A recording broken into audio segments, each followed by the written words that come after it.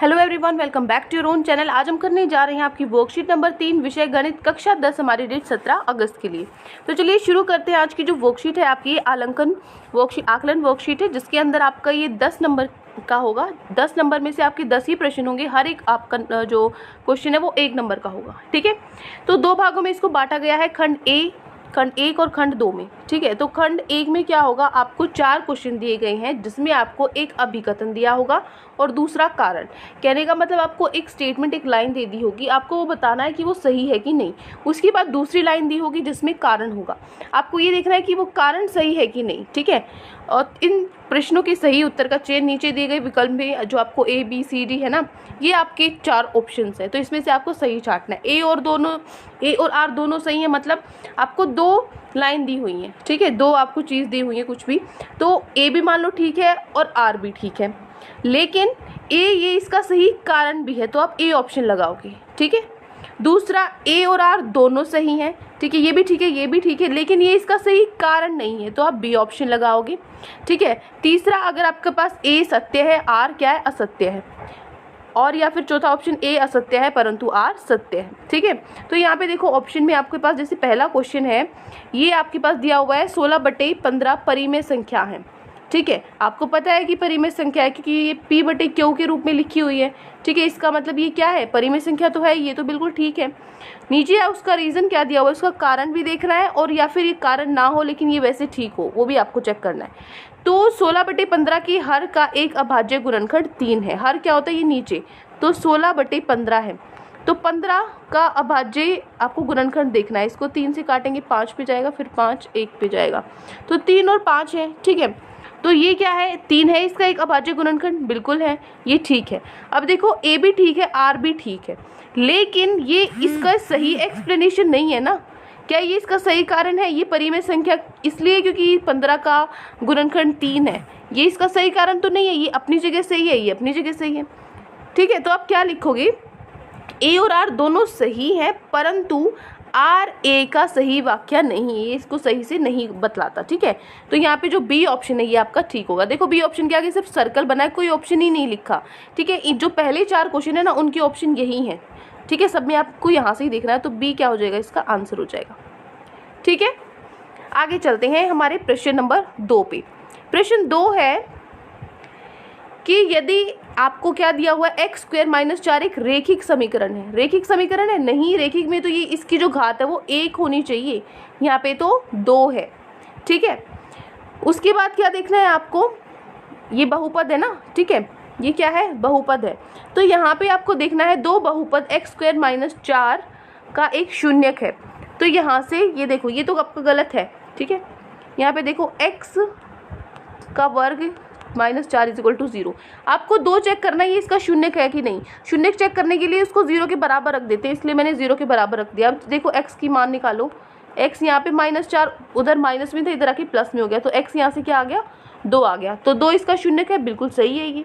ठीक है, तो आपका A गलत है और R सही है। ठीक है, तो ये कौन से ऑप्शन में था आपका, देखो A गलत है, ये देखो A गलत है और R सही है। कौन से ऑप्शन में है, D ऑप्शन में है। तो दूसरे क्वेश्चन का आंसर क्या हो जाएगा, इसका आंसर क्या हो जाएगा आपके पास, D ऑप्शन। ठीक है, ये आपके पास ऑप्शन सही रहेगा। क्लियर, और यहाँ से फर्स्ट में आपका क्या आंसर था, B ऑप्शन था। ठीक है ना, तो पहले तो क्वेश्चन होंगे। अब आगे चलते हैं प्रश्न 3 और 4 पे। ये इसका आंसर है, ये इसका आंसर है। 3 और 4 पे देखो, तीसरा क्वेश्चन क्या है कि आपको क्या दिया हुआ है, x - 2y = 0।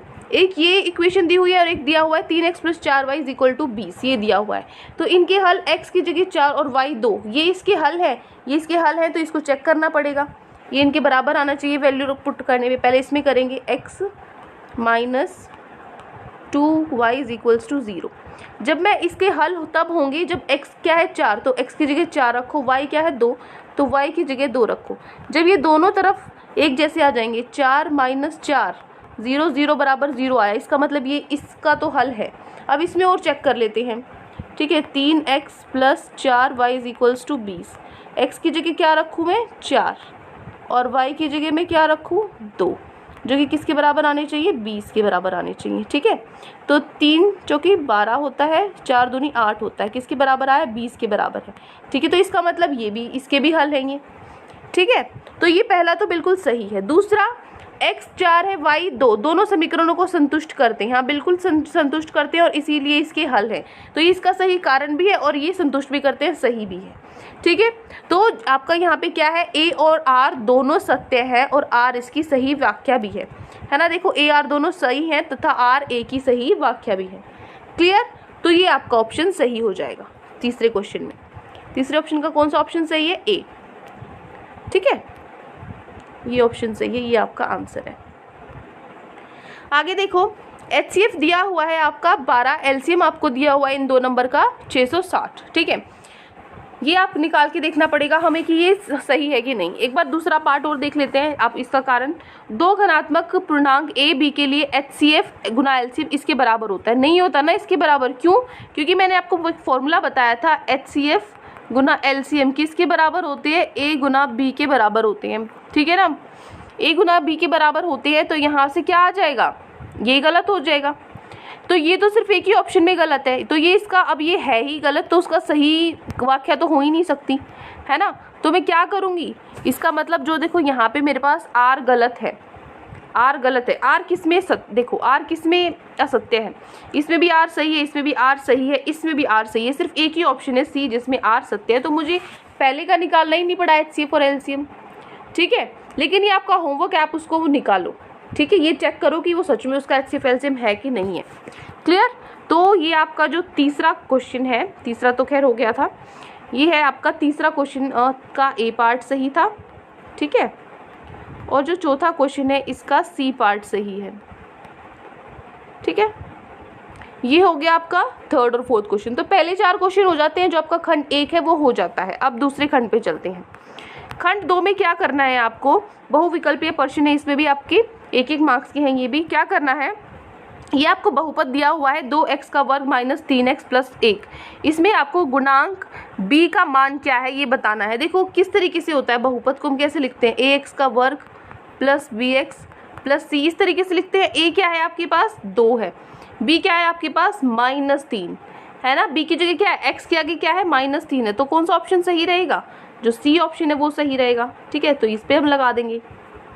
ठीक है, उसके बाद ये हो गया 5th। आगे देखो छठे क्वेश्चन पे देखो, निम्न में से किसका दशमलव निरूपण शांत है। शांत मतलब नीचे जो आपके यहाँ पे जो आपके नीचे हर है, हर में क्या होना चाहिए, आपके अभाज्य वो होने चाहिए, गुणनखंड होने चाहिए। तो बनाकर देखो, ये क्या है, 2 और 5 होने चाहिए, अभाज्य भी होने चाहिए, 2 और 5 अभाज्य तो है, 2 और 5 होने चाहिए सिर्फ नीचे गुणनखंड। तो इसका तो मैं इसको कैसे लिख सकती हूँ, 2 गुना में 7 लिख सकती हूँ। तो 2 और 5 तो नहीं है, तो ये तो नहीं होगा। तीसरा देखो, इसको 15 को मैं कैसे लिख सकती हूँ, 3 गुना में 5 लिख सकती हूँ, है ना, 3 पंजे 15 होता है। 5 तो है लेकिन सिर्फ 2 और 5 होना चाहिए, 3 भी है तो ये भी नहीं होगा। डी देखो यहाँ पे तो पहले से ही 3 दे रखा है, सिर्फ 2 और 5 होने चाहिए, ये भी नहीं होना चाहिए। तो सिर्फ एक ही ऑप्शन बचता है हमारे पास, ये वाला। तो ये मेरा सही आंसर है। करके देख लो, नीचे हर क्या है, 200 है, इसका निकाल के देखो, 100 पे कट गया ये, फिर 2 से करेंगे फिर 50 आया, फिर 2 से करेंगे 25 आया, फिर 5 से करेंगे 5 आया और फिर 1 आया। ठीक है ना, तो देखो सारे 2 और 5 ही हैं 200 में। तो कौन सा ऑप्शन सही है हमारा, बी ऑप्शन सही है। ठीक है, 5th का क्या था, -3 था, सी ऑप्शन सही था। ठीक है, ये इसका आंसर है और ये इसका आंसर है। क्लियर, ये हो गया आपका 5वां और 6ठा क्वेश्चन। आगे देखो, आगे क्या दिया हुआ है आपको, बहुपद दिया हुआ है x की घात क्या है, 4 - 3x की घात 3 प्लस 16x का वर्ग प्लस 10। इसकी शून्यकों की संख्या कितनी होगी। हमने पहले ही वर्कशीट में की थी कि एक बहुपद के अंदर कितने शून्य होते हैं, कैसे निकाला जाए। जो जितने सबसे बड़ी घात होती है ना, जैसे सबसे बड़ी घात इसमें कौन सी घात है, 4 3 2। जो सबसे बड़ी घात होती है, x की घात क्या है, 4 है, सबसे बड़ी इसी की है ना। तो जो सबसे बड़ी घात होती है उतने ही शून्यकों की संख्या होती है। मतलब जो डी ऑप्शन है ये क्या हो जाएगा हमारा, सही हो जाएगा, ये हो जाएगा हमारा आंसर। ठीक है, चलिए 7th हो गया। 8 देखो, किसी बहुपद के शून्यकों का योग एवं गुणनफल क्रमशः 2/5 और 1/4 है तो गुणांक c का मान है। c आपको निकालना है, कैसे निकालोगे। देखो इसने क्या दिया हुआ है आपको, यहाँ पे क्या है, 2/5 क्या है, बहुपद के शून्यकों का योग, शून्यकों का योग का क्या फॉर्मूला होता है, -b/a होता है ना, जो किसके बराबर है, 2/5 के बराबर है। और आपको उसकी गुणनफल दिया हुआ है, गुणनफल क्या होता है शून्यकों का, c/a होता है, जो 1/4 के गुना इक्वल दिया हुआ है। अब आप c निकालना, अब आप कहोगे c तो 1 है, c 1 नहीं है, क्योंकि a देखो अलग अलग है, a को हमें सेम बनाना होता है ना।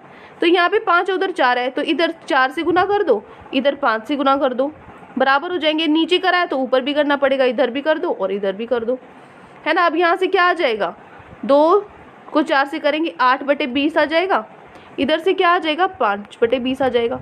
अब देखो 20 और 20 यहाँ पे a है हमारा, अब सेम आ गया। अब c चेक करो, अब c क्या है यहाँ पे 5 है, c क्या है हमारा 5 है, तो ये ऑप्शन हमारा सही होगा। ठीक है, देखो 1 भी दिया हुआ था, c डायरेक्ट देखने के लिए आप कभी 1 लगा दो।